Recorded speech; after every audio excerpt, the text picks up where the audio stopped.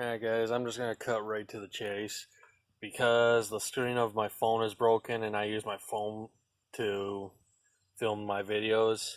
So first thing you're going to want to do is take this clamp loose to get the whole air filter out of the way and disconnect this mass airflow sensor and take it loose, and then you can actually pull the whole assembly out by, it's like, and then it's loose. All I gotta do is take that clamp loose, and then I can just push this out of the way. And yeah, then at this point you just gotta lift the car up and drain all the fluids, which I'm gonna assume you guys know how to do that, so I'm just gonna skip to the next part. I kind of jumped ahead a little bit. Make sure you have a jack positioned under the engine, preferably have a block of wood under it so don't damage the cast aluminum oil pan, and then just take these motor mounts free.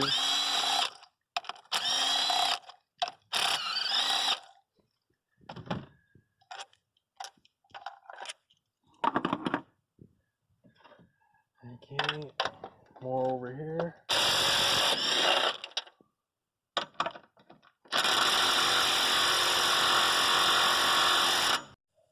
Alright, some of these need a little bit more exaggeration by breaking them free with the ratchet. Now look them from I can't talk. Okay. Lift this out of the way.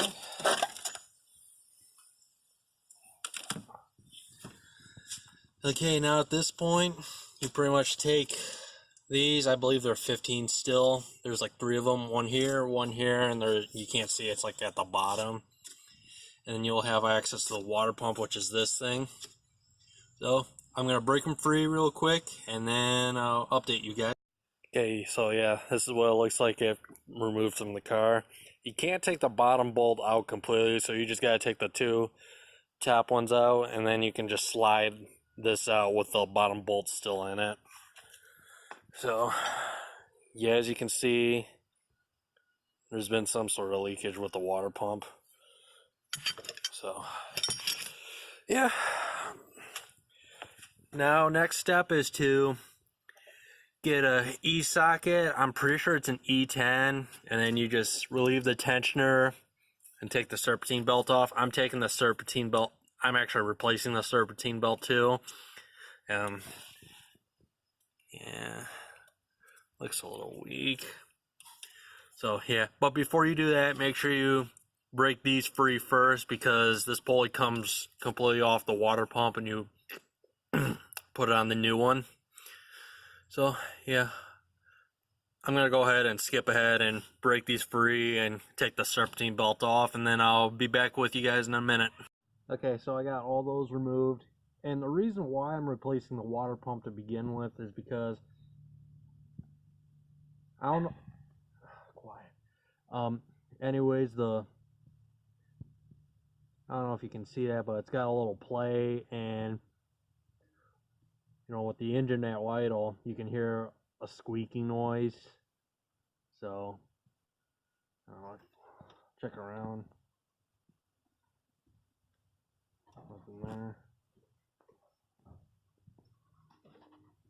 I can tell, no. Yeah, this is the loosest thing I can find, and it's not these were tight. So yeah, I'm gonna drain the coolant and then start taking some stuff off. I'm probably gonna start right here, the thermostat housing, and I was told these were E10s if I remember correctly. Or if you want, you can take this clip out and just take the hose off, but you're gonna be putting the thermostat on the new water pump anyway. Whatever's up to you, whatever you want to do. I'm gonna go ahead and take these 3 bolts free, and I'm just gonna push it to the side, and I still gotta get the pulley off completely. Yeah, anyways, and got a couple hoses to remove, and that's pretty much it. I'll update you guys when I have the pump off. Alright, so here's the water pump I'm going with, AC Delco. Part number right there. I'm going to take this out with me. Oops. Because what I'm doing,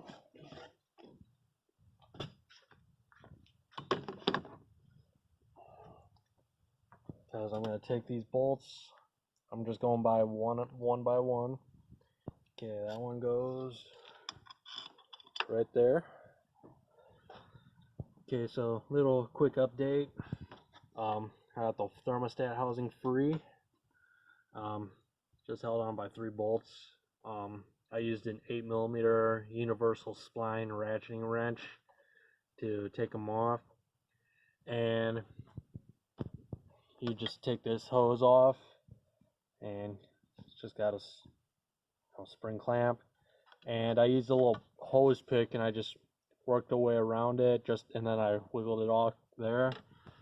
And forgot, what did I use?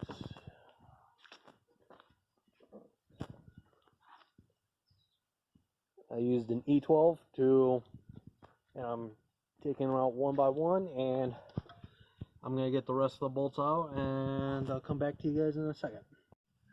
Alright, water pump's off. Now all you gotta do is clean off the gasket material that was left behind.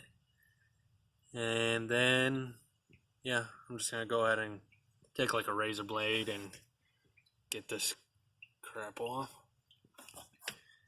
Yeah, that's pretty much it. Halfway done at this point. Okay, as you can see, I got it all cleaned, and now I got the gasket pretty much on through the bolts. I'm just going to set it back on there. Obviously, I'm not going to film that because it's going to be really difficult to. So, yeah, I'm just going to put it back on, and I guess at this point I'll just take it to the end and show you guys when I got it running. And if all goes well, this thing won't be squeaking anymore when it's running. Alright. Well, life happens. I don't know if you can see, but a little plastic piece came off and it shot the spring into the water pump, but I got it out. Here's what's left. And if I was a little bit more careful, I could have saved myself $77. But luckily, parts store had one. Couldn't get a hold of the dealership because I think they're closed. So, yeah, if it throws an engine light for the sensor, I'm not worried about it. So, but yeah, I just need to get this running today, so I'm just going to carry on for now. So, yeah, all I got to do is just get the housing off the pipe. I already got the spring out, little clip thing. I just got to work it off, and I'll put it back on, and I'll get back to you guys in a minute. Okay, so I got the serpentine belt and the pulley back on, and I actually used a little bit of blue thread locker on those 3 bolts just so they don't spin off. And in the past, I've put them in without using thread lock, and they've worked just fine, but I just did that for a little bit of security. So here's a little belt root. You know, you can just pause it there for a minute. Well, I'm going to put the motor mount back on and fill this thing up with coolant, and I'll see you guys when it's running. Well, guys, I drove about 15 miles. Sorry I didn't film too much while putting the rest back together, but it's holding heat, and it gives good heat. Purge the system.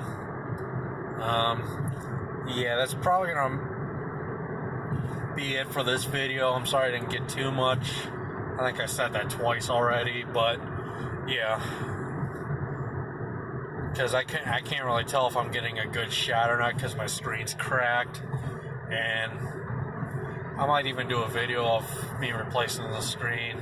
I don't know, but if you like the video, leave a like, comment, and subscribe. And I probably won't be uploading a lot of videos in a scheduled manner because it's not too often I work on cars, and well, I'm a mechanic, I work on cars every day, but it's frowned upon if I film while I'm at work. So it's only at times where I got to do something at the house, or if I help a friend out or something. But yeah, that's going to be it for this video. I'll see you guys hopefully in the next one.